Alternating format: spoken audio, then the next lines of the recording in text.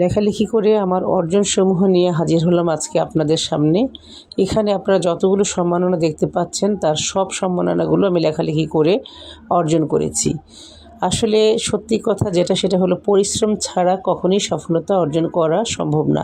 জীবনে সফল হতে গেলে অবশ্যই ধৈর্য ধরে লেগে থাকতে হবে এবং কঠোর পরিশ্রম করতে হবে। আমি যখন শব্দ গঠন শিখি, বাক্য গঠন শিখি, ঠিক সেই বয়স থেকে লেখালেখি শুরু করি এবং তারপর থেকে আমি আর থেমে যাইনি। আমি কঠোর পরিশ্রম করেছি এবং নিরলস চেষ্টা চালিয়ে গিয়েছি।